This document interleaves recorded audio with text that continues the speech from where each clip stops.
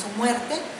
Igual seguía muy incrédula que hubiera gente interesada en ella, y su hija Elena Paz en realidad era la que bueno, no solo a mí, a otras colegas que estábamos interesadas en la obra de Elena Garro, la que nos invitaba a trabajar la obra de su mamá. Elena Paz decía: por favor, muchachas, sigan trabajando la obra de mi mamá. Mi mamá es una gran escritora. Elena era muy humilde, vamos a decir, ¿no? en ese periodo, en esa época. Porque antes, en los 60, bueno, desde los 40 hasta los 60, antes del 68, era una mujer muy aguerrida, ¿no? Muy valiente, que se enfrentaba hasta el presidente de la República. Pero después del 68 el golpe fue muy brutal, ¿no? La manera en que la atacan, la persiguen, etcétera, que queda un poco, pues, dañada. Y le sumamos el hecho de que siempre tuvo el miedo de que le quitaran a su hija, ¿no? Porque el papá tenía el poder de hacerlo. Y una vez sí se la separó de ella, la recuperó. Pues sí, como madre de familia, que yo creo que muchos de aquí lo son, pues siempre los hijos son primeros, ¿no? Entonces ella siempre vio mucho por Elena Paz. Sí, sí, tenían una relación muy simbiótica, ¿no? Eran las Helenas. Pero bueno, contesté toda la pregunta. Bueno, ¿qué pasa con estos documentos? Los materiales. El archivo privado de Elena, sí. está siendo preservado por la hija. El archivo personal de Elena Garro, que me proporcionó para escribir su biografía, lo publiqué. Está en el segundo volumen de su biografía, que se titula Testimonios sobre Elena Garro, en donde reproduzco gran parte de sus diarios, entre fotografías y, digamos, todo ese material íntimo, ¿no? Que son los diarios. Entonces, en el primero es, digamos, Yo solo soy memoria, es la parte visual. El segundo es la parte de los diarios. Este es la parte periodística, pero siempre todo entrelazado con la biografía. Bueno, creo que en ese sentido creo que está preservado ese material. Ahora, claro, hay que hacer una segunda edición ya de esos dos primeros volúmenes. Prácticamente están agotados, son publicaciones del 2000 y del 2002. Ya ameritan una segunda edición que espero hacer muy pronto, es mi siguiente proyecto. Me llevó más de lo pensado, pero ya por lo menos ya está aquí la segunda edición. Ahora me faltan esos otros dos para seguir preservando el material de Elena Garro. Sí. Gracias. Hola, buenos días. Bueno, muchas felicidades por toda esta investigación, y porque yo creo que sí debe ser difícil compilar todo lo de Elena, ¿no? Sí. Con tanta, no sé, me parece muy misteriosa toda su vida y todo lo que había atrás de ella, de Octavio Paz y todo. Entonces, bueno, muchas felicidades por ese lado. Sé que estuviste muy cerca de Elena y de Elenita Paz. Y cómo se quedó a la mitad. Pues la verdad es que te descubre a muchas cosas que te imaginabas, o el punto de vista de ella, de sus papás. Entonces me parece muy interesante. No sé si haya algo al respecto, o si tú trabajaste algo al respecto estando tan cercanas a ella. Desgraciadamente no están, pero... Muy buena pregunta también. Sí, Elena Paz estuvo trabajando ustedes saben que Elena Paz falleció el año pasado, el 30 de marzo, precisamente un día antes del centenario de Octavio Paz, de su papá. Pero Elena, los últimos años de su vida, estaba trabajando en la segunda parte de sus memorias. Lamentablemente yo no tuve acceso a ese material, porque ahí interviene otro factor, que es un factor, pues, de orden familiar. Ella dejó ese material con uno de sus familiares. Y sí, exactamente. Entonces, ahí no sé este familiar qué planes tiene para ese material. Lamentablemente ahí yo no pude acceder a ese material. Pero esperemos que lo publique. Sí, sí. Porque Elena me decía que en esa segunda parte iba a revelar todo lo del 68. ¿Cómo? Una separación de Octavio y de Elena, digo que la verdad es que para mí es como una incógnita de qué pasaría ahí. Del divorcio, dices. Sí, de todo lo que acarreó desde el punto de vista de Elena. Sí, claro, desde el punto de vista de la hija, la relación problemática de sus padres. Exactamente, sí. Sí, la segunda parte iba a tratar el desenlace de la relación de los padres y todo el 68. Que miren, Octavio Paz y Elena Garro, desde mi punto de vista, nunca se divorciaron. Es decir, se divorciaron físicamente, pero yo creo que ellos estuvieron divorciados físicamente siempre, ¿no? Fue un matrimonio que nunca funcionó. Pero emocionalmente nunca se divorciaron, Elena Garro, ni ella de él ni él de ella. Era una relación un poco complicada, pero entonces, pero vamos a decir que la ruptura que se da a finales de los 50, vamos a decir que a partir del 57 aproximadamente, en el 59 ya, digamos, ya es más definitiva. Luego Paz se va a la India, ya conoce allá a la que fue su segunda esposa, etcétera, ¿no? Pero a partir ya de esa mayor separación es cuando Elena Garro va a tomar, digamos, las riendas de su vida en sus manos y va a ser precisamente ya esta escritora independiente, en donde va a escribir y a publicar ya un poco con más facilidad y a dedicarse principalmente al activismo político y social. Elena comienza a defender a los comuneros de Aguatepec, Morelos, en entre 56 y 57, que es cuando está ya la mayor ruptura entre Paz y Garro. De hecho, fíjense que cuando Elena comienza a defender a los comuneros de Aguatepec en Morelos, el presidente de México era López Mateos, y López Mateos le pide a Octavio Paz que por favor le pide, bueno, fíjense qué patriarcal es la cosa, ¿verdad?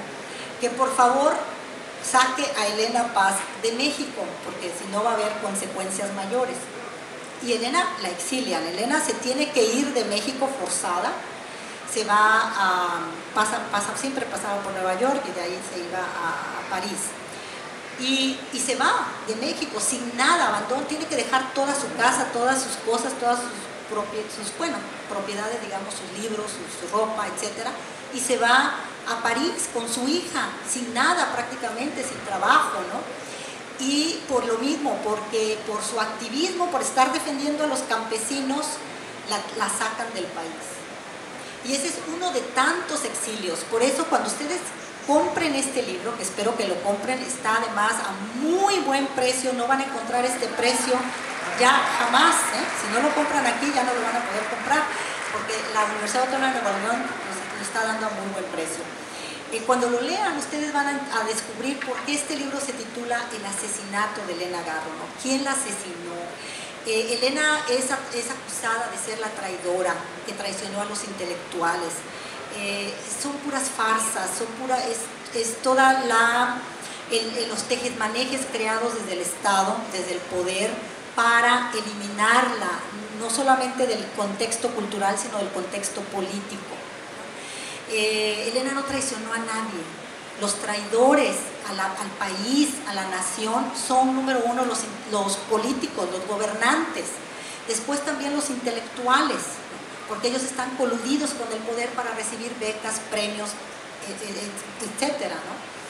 Entonces, la culpa, como diría yo, no es de Elena Garro, la culpa es de los tlaxcaltecas, ¿no? Esos son los verdaderos traidores. Hay tanto que desentrañar, miren. Cuando ustedes lean este libro van a ver que desde, bueno, voy a mencionar nada más los que corresponden a Elena, pero Gustavo Díaz Ordaz, López Mateos, Gustavo Díaz Ordaz, Luis Echeverría eran agentes de la CIA, eran pagados por la CIA, eran agentes. Y luego el IFAI sale con esta tremenda farsa de que Elena Garro era agente, era agente secreta de la Dirección Federal de Seguridad para denunciar a los intelectuales. Puras mentiras creadas por el gobierno para desacreditarla. Porque ella estaba, como decimos, sacándole los trapitos al sol a los gobernantes y a los intelectuales también. Elena tenía una guerra fuertísima en contra de los intelectuales coludidos con el poder, porque ella nunca pactó con el poder, nunca. Y eso se los puedo comprobar, y aquí lo compruebo muy bien. Bueno, rápidamente, primero recordar, creo que el valor del libro son $15. Sí, es increíblemente barato. Yo nunca he visto una edición tan bella, tan económica. A mí me sorprende. Muchas gracias por mencionar. Varios puntos que me parecen relevantes. Primero, ha habido bastante progreso gracias a la generación del 80, que nos ha obligado a hacer una relectura del canon. Y debes saber que en algunos programas de posgrado aquí en los Estados Unidos están los recuerdos del porvenir dentro del canon. Yo recuerdo haber leído para mi maestría ya hace más de una década los recuerdos del porvenir para mi examen comprensivo en Nueva York. Qué bien, así que debes saber que hay académicos que están interesados en el trabajo de Elena Garro y que se estudia en las universidades.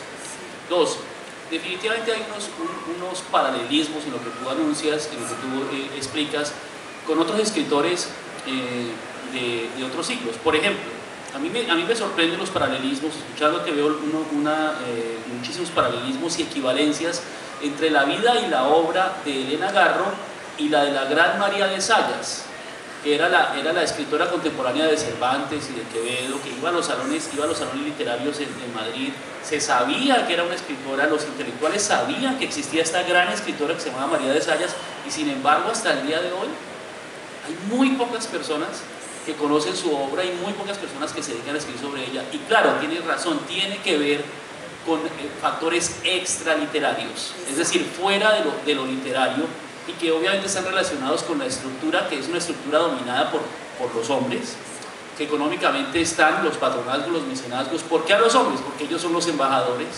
¿Por qué a los hombres? Porque ellos son los presidentes. ¿Por qué a los hombres? Porque ellos son los dueños de las empresas, los que presentan los patrocinios. Y gracias otra vez a la generación del 80 que nos reveló, nos hemos obligado los académicos a hacer una relectura. Así que yo pienso que esto que tú estás escribiendo en México es un elemento residual de la transición de la Edad Media a la modernidad que se dio en España, América Latina, entre los siglos XV y XVII, y que desde mi punto de vista, es una de mis tesis de trabajo como académico, no ha terminado. Nuestros países todavía son feudo-burgueses, es decir, todavía tienen grandes características del feudalismo. Totalmente. Ese era mi comentario. Muy excelente comentario, muchísimas gracias, y realmente excelentísimo comentario y totalmente de acuerdo, ¿no? Seguimos todavía en la lucha por reivindicar no solamente a María de Zaya, a Elena Garro, a Rosario Castellanos y tantas otras grandes voces femeninas que han quedado marginadas, ¿no? Ahorita cuando tú estabas hablando, porque mencionaste a Cervantes, estaba pensando, bueno, las grandes poetas, escritoras de la posguerra, de la Guerra Civil Española, sí, también totalmente, bueno, dizque muy liberales, ¿no? Todos estos escritores de la posguerra, y en realidad, a la hora ya de publicarlas, eran generalmente estas grandes poetas también eran esposas o compañeras de estos escritores. A la hora ya de publicarlo, o sea, tú te quedas en la casa, tú me ayudas con el fusil, pero ya para publicar no me hagas sombra, no me hagas sombra. Y Elena Garro, de hecho, me dijo en una entrevista que Octavio Paz le había dicho que la mujer debía de ser nada más la compañera en la cual el hombre, el guerrero, debía de poner su cabeza sobre su pecho. Para eso era nada más la mujer. Pero eso no se dice en México sobre Octavio Paz, ¿no? Y cuando se dice, pues bueno, no nos quieren escuchar. A ver si no nos corren. No sé si alguien más tenga alguna pregunta. Gracias. Y no sé cómo andemos de tiempo, chicos.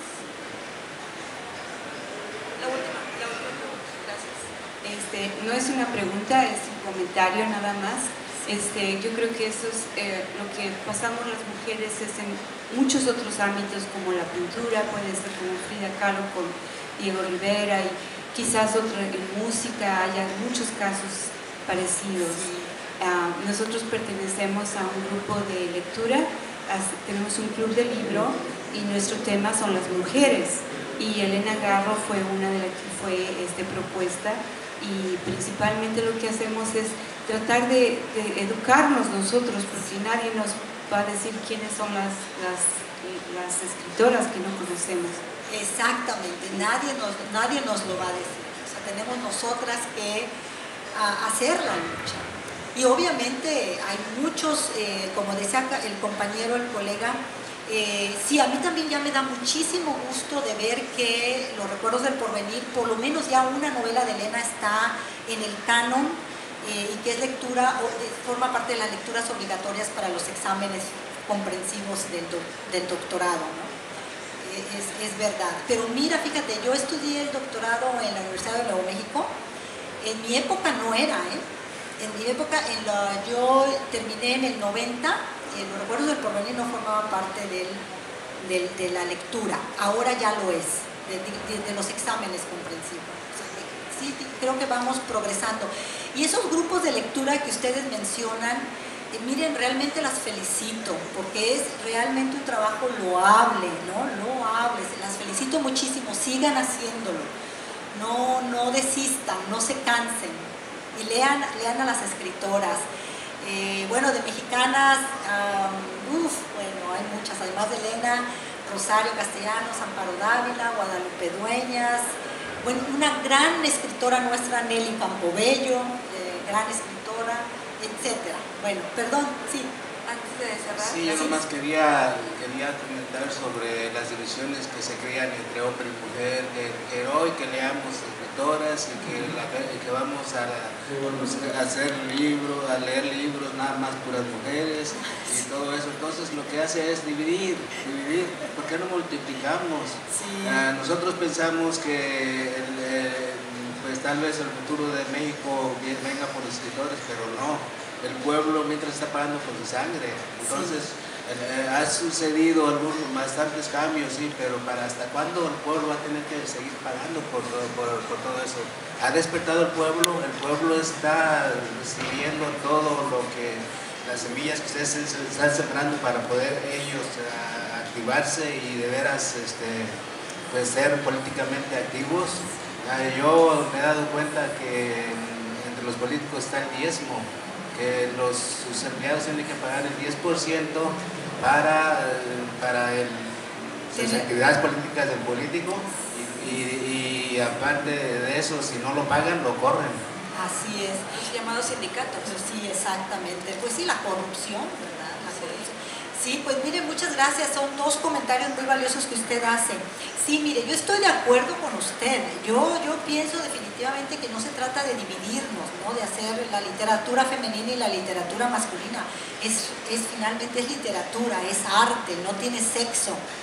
Y mire, para responderle brevemente ese comentario, yo hice una antología, aunque mi antología se titula 21 escritoras mexicanas revolucionarias.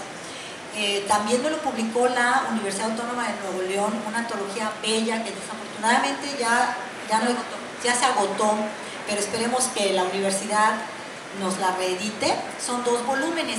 Ahí me propuse rescatar 20 escritoras de muy poca difusión en México, como les mencionaba, Amparo Dávila, Nelly Campobello, Guadalupe Dueñas, Pita Amor, Guadalupe Amor, entre otras. Y el hilo conductor de todas ellas es Sor Juana, ¿no? Porque Sor Juana es, digamos, la primera pues escritora que defiende el derecho de la mujer a pensar, a conocer, a saber en América, ¿no? En el contexto ya microcósmico en México. Pero mire, fíjese usted qué interesante, porque yo efectivamente, yo no quería hacer todo un libro pura mujer, aquí no entra la voz masculina, no, pues no, tampoco estoy en contra de los hombres, ¿verdad? Los queremos mucho, no nos gustan los machos, los misóginos, esos son los que no queremos. Pero fíjese que yo rescato a esas escritoras, pero la contribución en torno a ellas, la mirada hacia ellas, va tanto de escritores como de escritoras.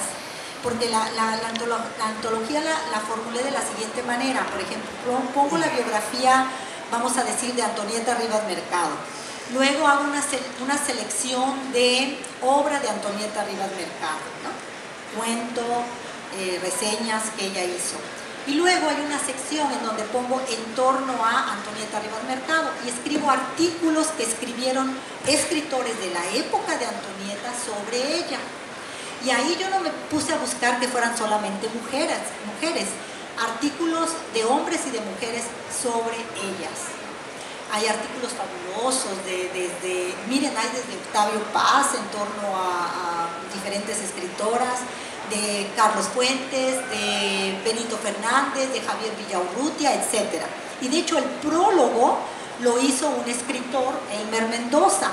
Ah, pues no saben cómo me criticaron las feministas. ¿Cómo? ¿Por qué le pusiste un prólogo de un hombre? Es como que el hombre nos tiene que darnos el visto bueno, ándale, sí, ¿no? Y les dije, fíjense que a mí no se me ocurrió cuando yo le pedí el prólogo a Elmer. Yo se lo pedí a Elmer porque Elmer es un gran amigo, colega mío, y es un hombre con una gran visión y un gran conocimiento sobre la escritura femenina.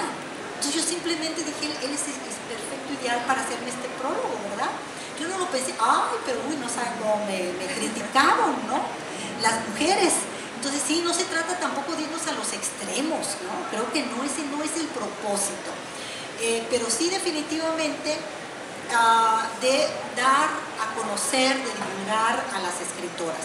Ahora, que hasta cuándo va a seguir pagando el pueblo, señor, mire, qué más quisiera yo que esa impunidad terminara, no solo en México, sino en todo el mundo, ¿no? Definitivamente, si nos circunscribimos al contexto mexicano, el México que vivió Elena Garro, si lo viera a cómo está hoy, pues es obviamente, yo creo que tal vez 20 veces peor, lamentablemente, señor, estoy de acuerdo, la impunidad es tremenda, la corrupción, el abuso de poder. Con esto terminamos. Agradecemos mucho la presencia de Patricia Márquez y sobre todo a ustedes por su participación. Muchas gracias, muy buenos días. Esperemos que compren el libro, no se van a arrepentir. Están 517, ahí lo pueden encontrar. Y se los puedo firmar.